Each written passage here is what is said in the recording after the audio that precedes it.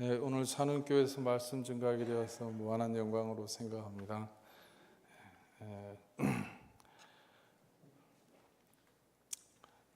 오늘 이야기는 여행길에서 일어난 이야기입니다. 로드무비라고 하는, 우리가 영화 보다 보면은 길 가다가 나오는 그런 이야기들이 있는데, 오늘도 그런 로드무비처럼 예수님이 여행 중에 일어난 일입니다. 예수님은 유다 지방에서 갈릴리로 가시기 위해서 중간에 사마리아를 통과할 수밖에 없었습니다. 사마리아의 수가성이라는 곳을 지나시게 됐는데, 오늘 6절에 보면은 길 가다가 피곤하셨다 이렇게 되어 있습니다. 피곤해서 우물 곁에 앉으셨고, 또 물 기르러 온 여인한테 물을 좀 달라고 하셨습니다. 전에 어떤 교수님이 이 본문 제목을 구걸하는 초월자다 이렇게 정한 적이 있습니다. 우리가 알기로 예수님은 하나님의 아들이신데 피곤하시다고 하니까 좀 이상하지 않습니까? 옛날에 초대 교부 중에는 예수님은 물론 피곤하지도 않고 소화작용과 배설작용도 안 하셨다 이렇게 말하는 사람도 있습니다. 예수님을 높이다 보면은 우리가 그렇게 될 수가 있습니다. 저도 초등학교 때 선생님은 화장실에 안 가는 줄 알았어요.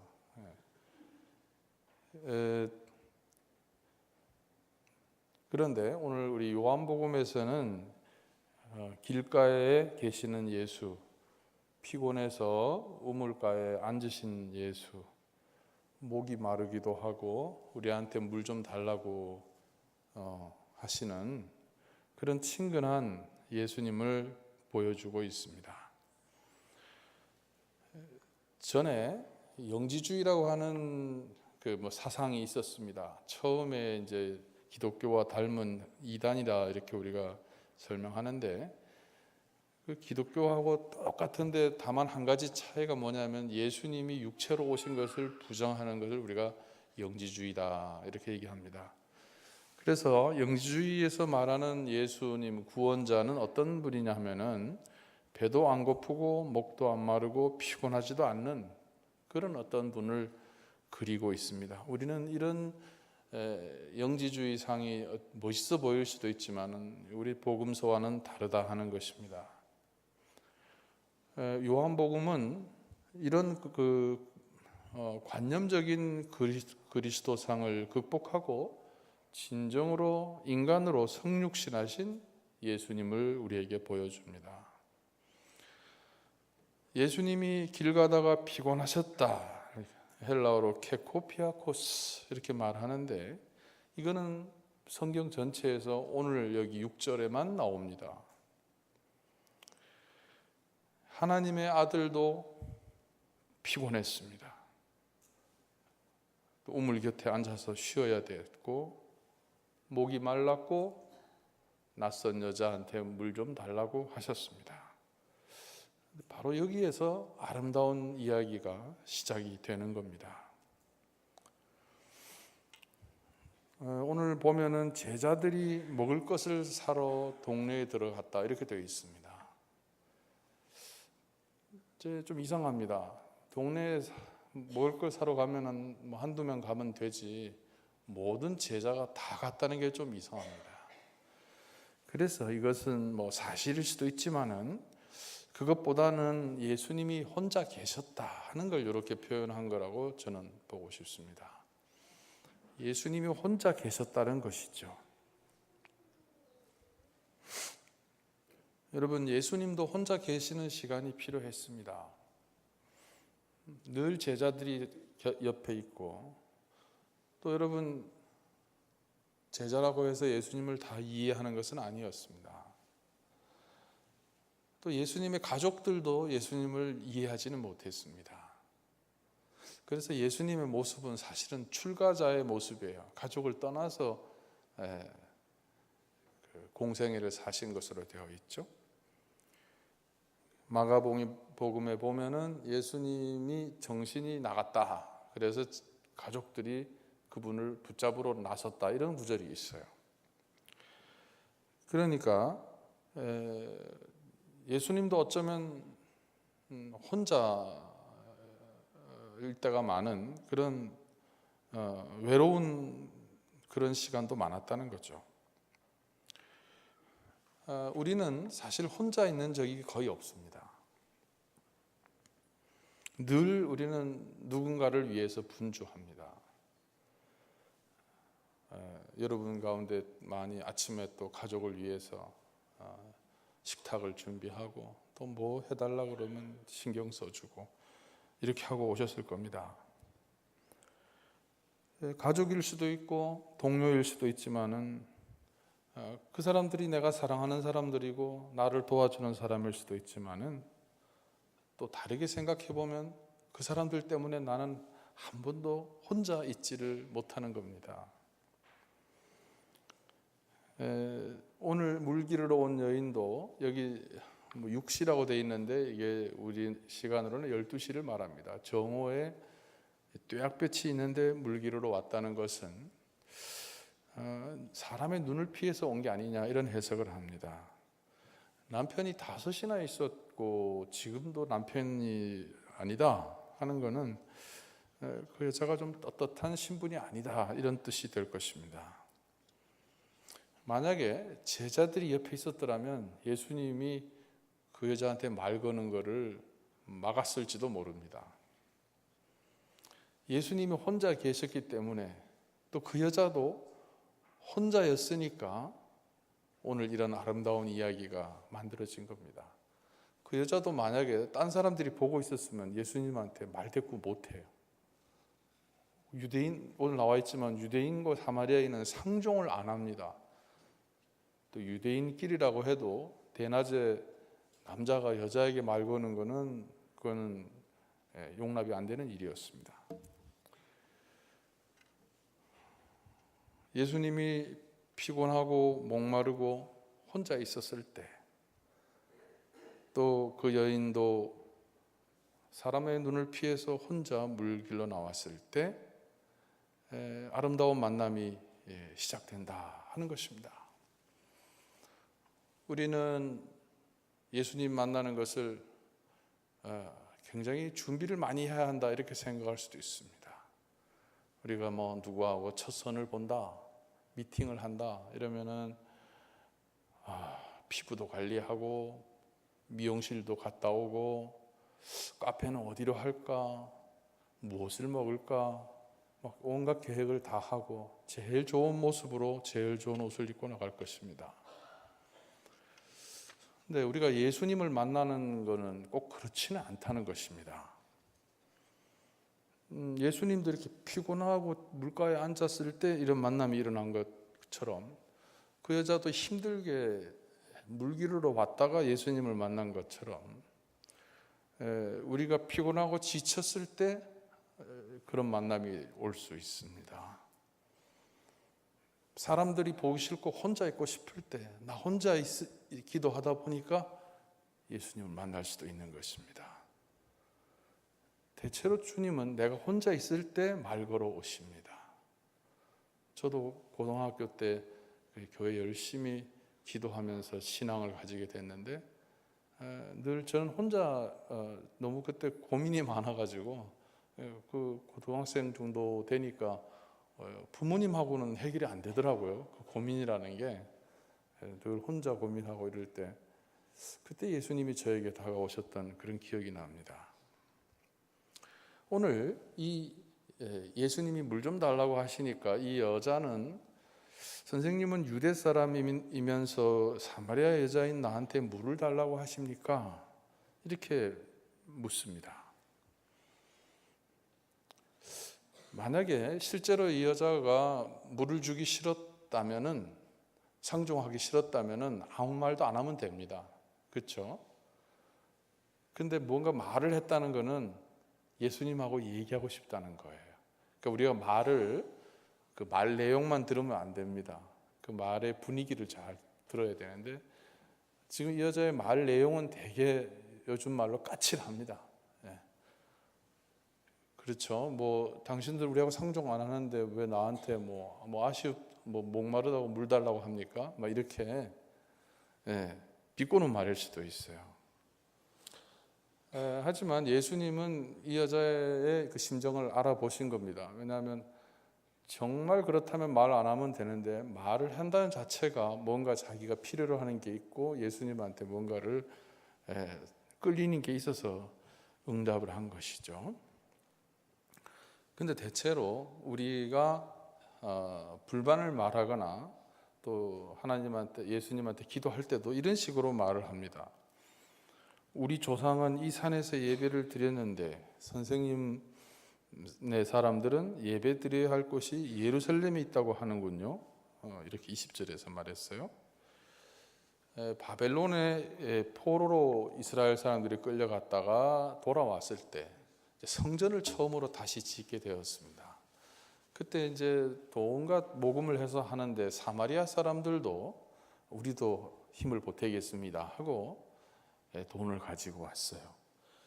그때에 이스라엘 사람들은 사마리아 사람들을 거절했어요. 당신의 돈을 받지 않겠다.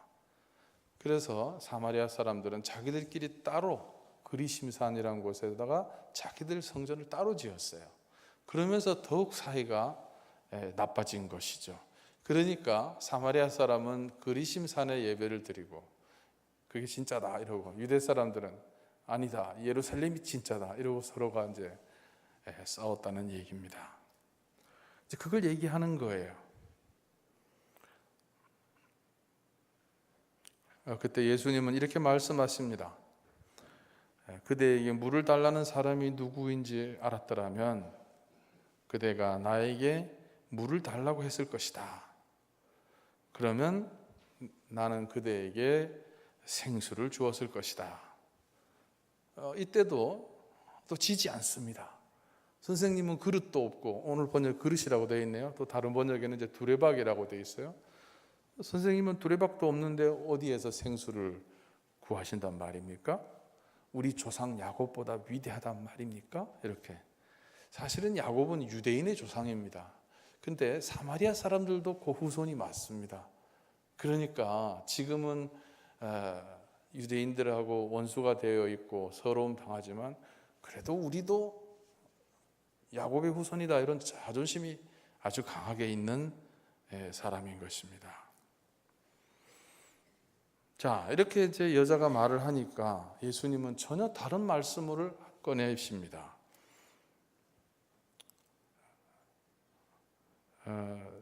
이 물을 마시는 사람은 다시 목이 마를 것이다.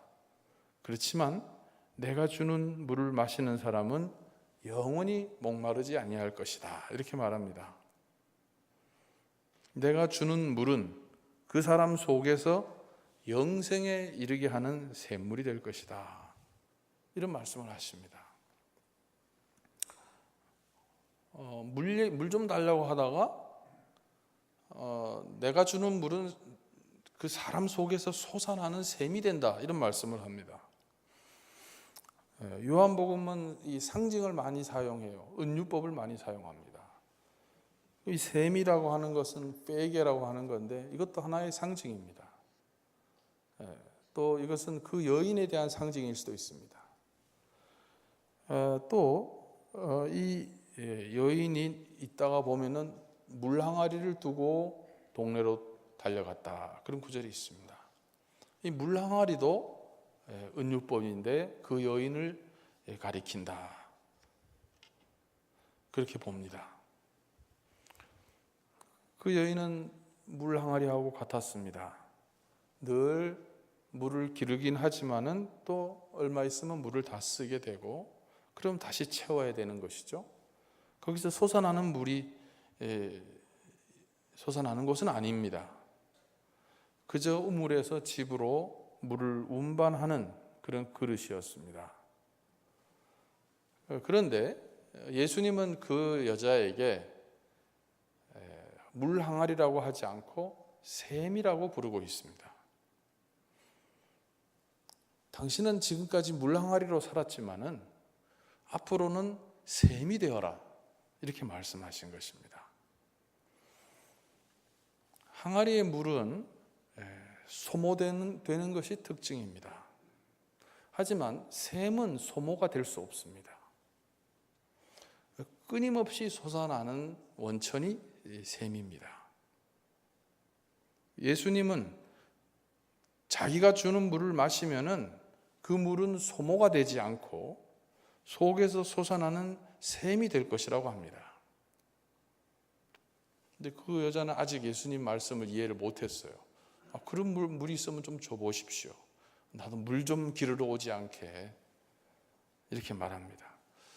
그때 예수님은 다짜고짜로 남편을 데려오시오, 이렇게 말합니다.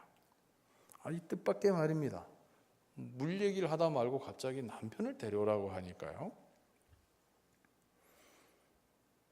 근데 이게 예수님의 이야기하는 방식입니다.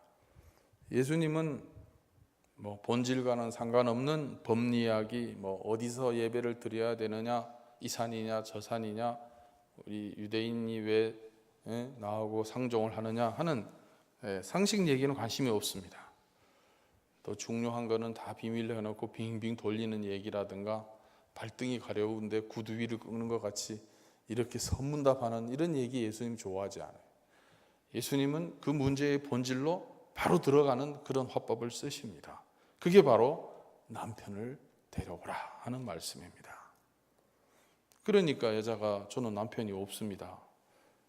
그 예수님이 말씀하시기를 남편이 없다고 하는 말이 옳다.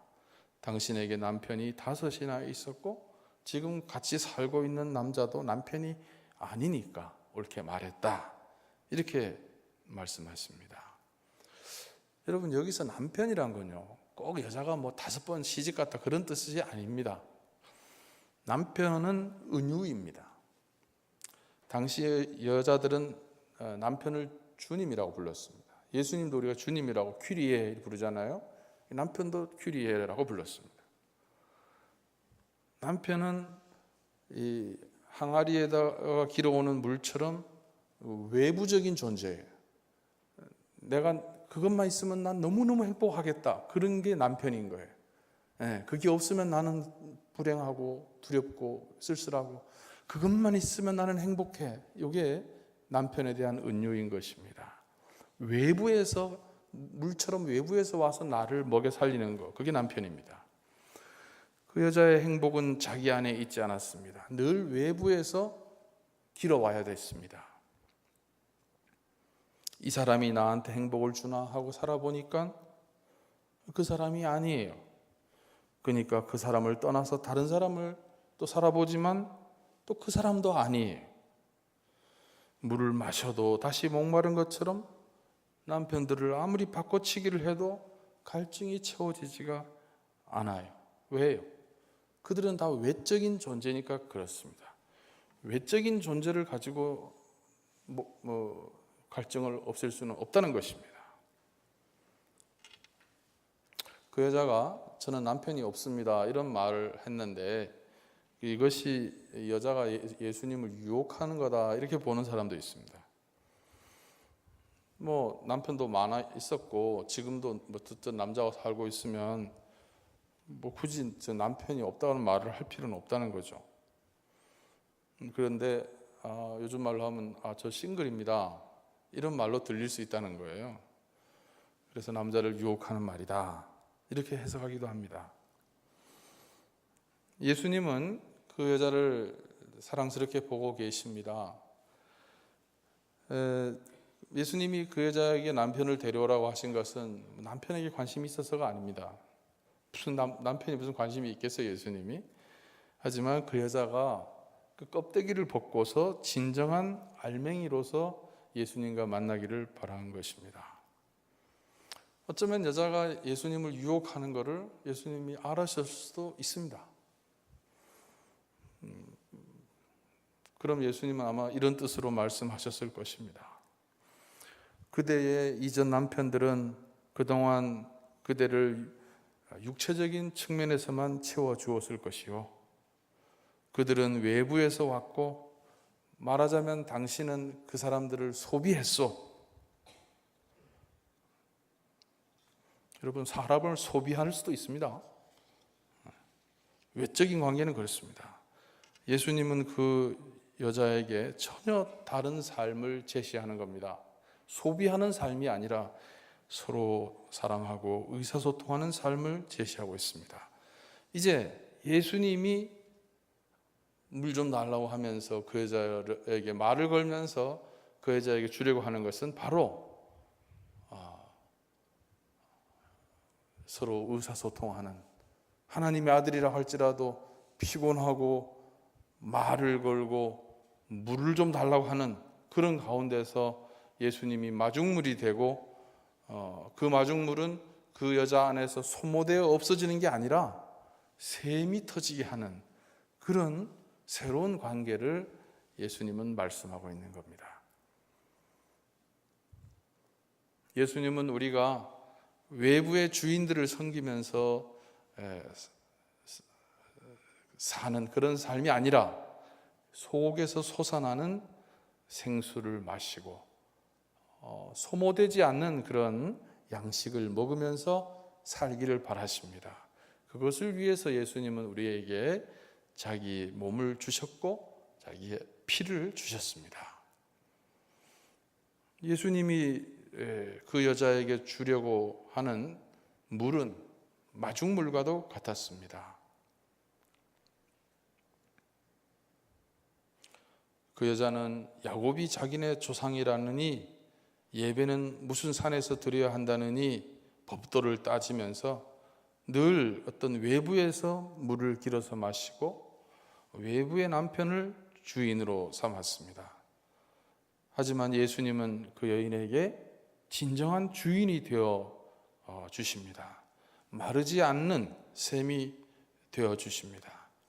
소외된 여인, 죄인으로 멸시받던 여인에게 예수님은 물 좀 달라고 하시면서 그 여자를 온전한 주체, 아까 제가 하나님 앞에서 우리는 혼자여야 된다고 했죠. 그런 단독자로서 홀로선 존재로 받아 주시는 것입니다. 그리고 그 여인에게 진정으로 사랑한다고 말해 주었을 것입니다.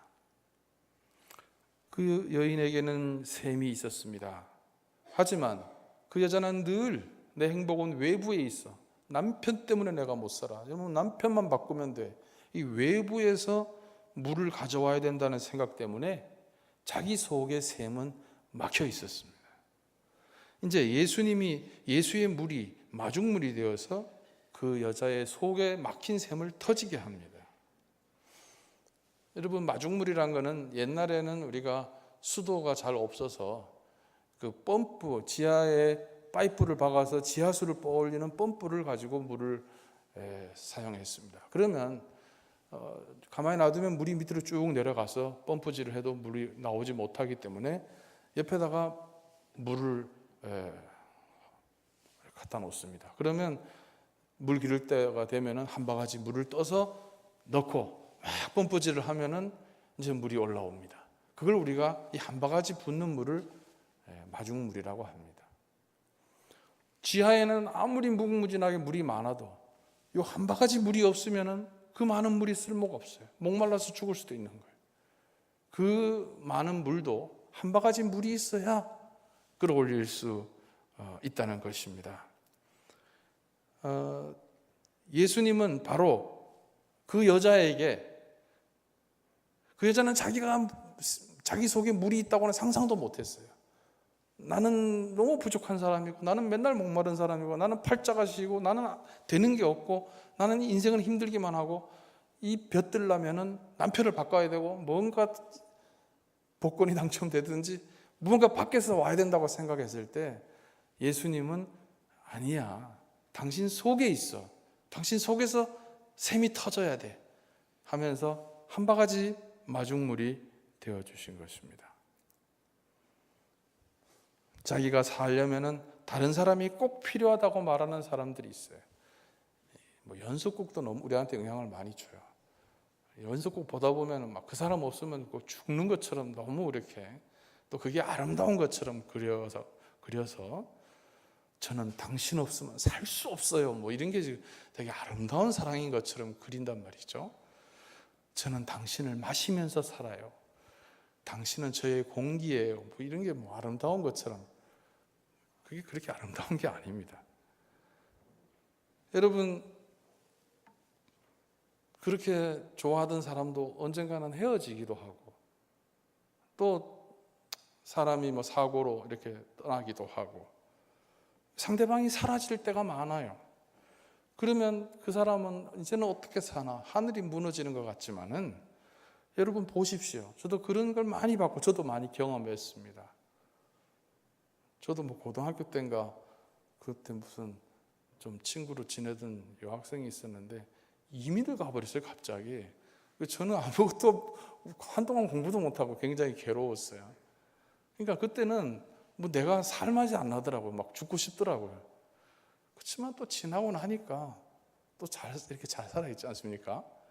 그러니까 인생을 살다 보면은 그때는 그게 아니면 나는 죽을 거다 이래 생각하지만은 지나고 나서 보면 내가 멀쩡히 살아있는 걸 보면 그때는 그 사람이 나한테 꼭 필요하다고 생각했지만 지금 생각해 보니까 꼭 필요했던 건 아니네 뭐.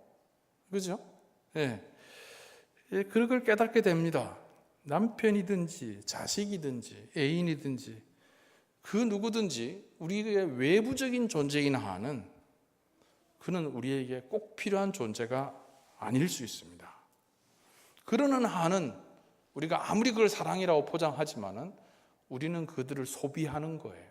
소모하는 겁니다. 다른 사람을 집어삼키고 소비하고 그래서 보고 만지면서 나를 만족시키려고 할 때 우리는 늘 목마를 수밖에 없고 절대로 만족이 없습니다. 하지만은 예수님 방식으로 그 사람 때문에 행복한 게 아니라 내 속에서 솟아나는 샘이 나를 채울 수 있다는, 내 속에서 솟아나는 그 막힌 샘을 솟아나게 하는 이런 방식, 이것은 그 사람을 소비하는 방식이 아니라 서로 의사소통하고 서로 사랑하는 것이고, 그때에 우리가 느끼는 기쁨은 아들이 주고 남편이 주고 애인이 주는 게 아니라 내 속에서 솟아나는 기쁨이기 때문에 없어지지가 않는다 하는 것입니다. 예수님은 바로 이런 사랑을 우리에게 주시기 위해서 기꺼이 마중물이 되어주시고 법도를 어겨가면서 말을 걸어 주신 것입니다. 그래서 예수님은 우리는 외부적인 것을 소모하는, 그냥 남편의 목을 매는 그런 삶에서 벗어나서 내가 주는 물은 그 사람 속에서 영생에 이르게 하는 샘물이 될 것이다.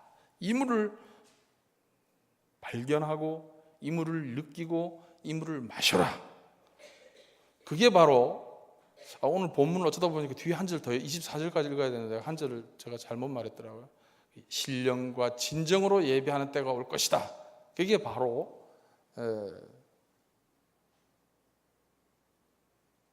그것입니다.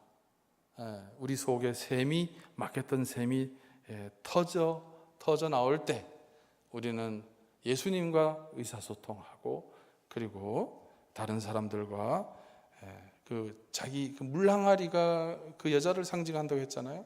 그 물동이를 휘두리야 물동이를 버려두고 달려가서 동네 사람들하고 예수님을 전했거든요. 그것입니다.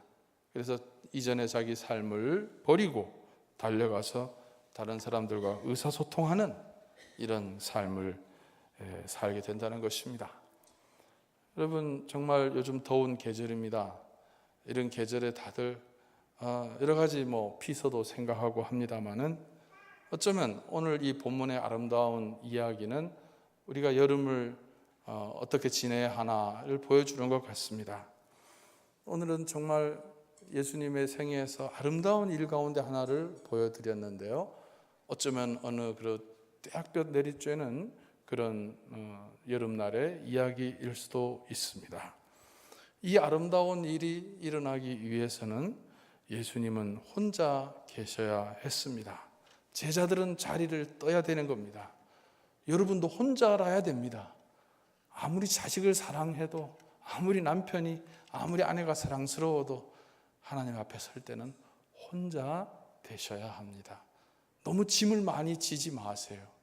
너무 누구를 위해서 살아야 한다는 거, 그게 자세히 들여다보면 다른 사람을 소모하는 것입니다. 날 위해서 소모하는 것일 수 있습니다.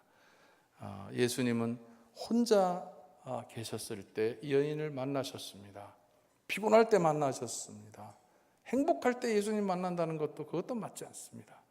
우리가 가장 피곤하고 슬프고 사람들 피해서 사람들 얼굴 보는 게 부끄럽고 싫어서 나 혼자 있고 싶어서 우물가에 갔던 이 여인이 이 온갖 시선을 다 피하고 껍데기를 벗고 혼자 있고 싶었던 이 여인이 예수님을 만났습니다. 우리도 이 여름에 그 모든 시선에서 그 모든 짐에서 벗어나서 주님 앞에, 여기 어디도 좋습니다. 오늘 여기 주님 앞에 나오는 바로 교회일 수도 있고 또 어느 산속일 수도 있고 골방일 수도 있고 테레비를 켜놓고 멍하게 앉아있는 소파일 수도 있겠습니다. 그 어느 곳이라 할지라도 내가 껍데기를 벗고서 단독자로 설 수 있을 때, 나로 홀로 있을 수 있을 때 우리는 진정한 자기가 될 수 있고 그때 바로 우리는 기도를 할 수가 있습니다. 이 여자는 그런 시간에 제자들이 알지 못하는 비밀을 예수님과 가졌습니다. 자기 속에서 솟아나는 샘물을 맛볼 수 있었습니다. 여러분도 이런 아름다운 비밀, 예수님 앞에 홀로 서면서 자기 속에서 샘이 솟아나는 그런 비밀을 맛보는 그런 기도의 은총을 맛보는 여러분 되시기를 바랍니다. 예수님은 저 천상 세계에 있다 하는 건 영지주의적인 그런 구원자 상이었습니다.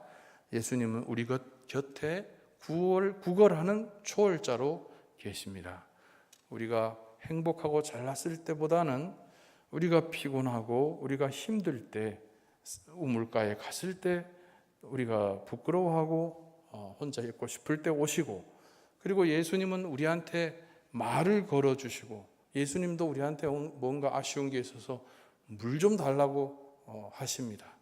바로 이 좋은 주님이 우리 주님이십니다. 주님을 잘못 알아서 주님은 우리하고는 상관도 하지 않는, 너무나 아름답고 너무나 높고 거룩해서 저 위에만 계시다 하는 그런 상이 아니라 목 마르시고 우리에게 말 거시는 이런 다정한 예수, 우리에게 간섭하시는 예수를 만나는 여러분이 되시기를 바랍니다. 시원한 생수가 그리운 이런 계절입니다. 목마른 계절입니다. 예수님의 이 마중물로 여러분의 갈증이 다 씻어지기를 바랍니다. 우리 이 자기 속에 샘을 막아놓고 그저 예수님한테 와서 생수 좀 주세요, 좋은 생수 좀 주세요, 어쩌면 우리는 그렇게 기도하는지도 모르겠습니다. 그러나 예수님은 우리에게 외부적인 남편을 주고 외부적인 생수를 주시는 분이 아니라 마중물이 되어 주셔서 우리 속에서 생수가 터져 나오게 해 주시는 분이십니다. 여러분 한 사람 한 사람이 여러분 예수님의 이 비전이 얼마나 멋있습니까? 여러분 한 사람 한 사람이 다 저기 물동이 이고 지고 물길로 가는 이런 비전보다도 여러분 한 사람 한 사람이 다 샘이 되어 가지고 물이 솟아나는 이런 분들이라면은 이 얼마나 좋습니까? 서로 가서 그 마실 수 있고 또 그 샘을 다른 사람에게 나누어 줄 수 있잖아요. 그러니까 예수님한테 한번 마중물을 받은 사람은 또 다른 사람에게 마중물이 되어 줍니다. 그게 우리의 크리스찬의 삶입니다. 전도는 의무적으로 해서는 잘 안 됩니다. 하지만은 이 샘물을 맛본 사람은 이게 너무 좋다 보니까 다른 사람한테도 마시라고 권하다 보면 서로 그 물 맛을 아는 사람들이 예수님한테 나오게 되는 것이죠. 그래서 성도가 모인 곳은 이런 샘을 가진 분들이 모인 곳이고, 그래서 샘이 다 흘러서 신령한 생명 강물을 이룬다 하는 것입니다. 우리 사는 교회가 여름에 여러분 마음속에 예수님을 마중물로 이렇게 맞아들여서 맨날 짐으로 지고 있는 거 좀 벗어버리고요. 예수님 앞에 좀 혼자 서시고 예수님을 마중물로 받아들여서 여러분 속에 있는 샘이 터져 나오고, 그래서 신령한 생명 강물 이루는 우리 산원교회 성도님들 되시기를 주님의 이름으로 축원합니다. 기도하겠습니다. 마중물이 되신 주님, 우리 우물 곁에 앉아 주십시오. 우리에게 말을 걸어 주시고 물 좀 달라고 해 주십시오. 우리는 어쩌면 여인처럼 말할지도 모릅니다. 사마리아 여자인 저에게 어떻게 물을 달라고 하십니까? 주님은 말하십니다. 이 물을 마시는 사람마다 다시 목마르겠지만은 내가 주는 물을 마시는 사람은 영원히 목마르지 아니할 것이다. 내가 주는 물은 그 사람 속에서 영생하도록 솟아나는 샘물이 될 것이다. 주님, 그 물을 저에게 주셔서 내가 목마르지 않고 다시는 물 기르러 오지 않도록 해 주시옵소서. 예수님의 이름으로 기도드립니다. 아멘.